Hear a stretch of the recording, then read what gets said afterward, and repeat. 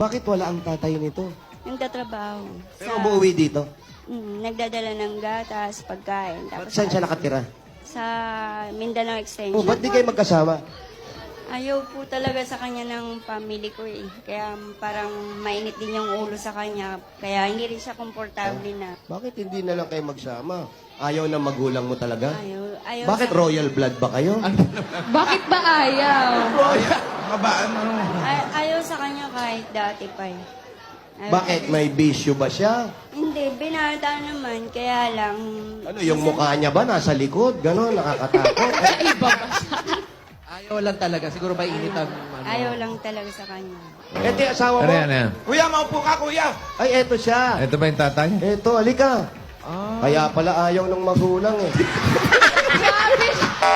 Bastos ka kasi. Wisit. Paulo, wag kang tawa ng tawa, Paulo. Yan nga yung asawa. Eto yung anak mo. Malinaw na ang lahat. Nakwento ni Joanne na may anak kayo, tapos sa may Mindanao ka nagtatrabaho, tapos hindi kayo magkasama, at ayaw daw sa'yo nung magulang niya. Totoo ba to? Opo. Bakit? Sa tingin mo? Wala po. Yung asawa tumatawa Alam mo, natatawa ka rin sa kalokohan mo, di ba?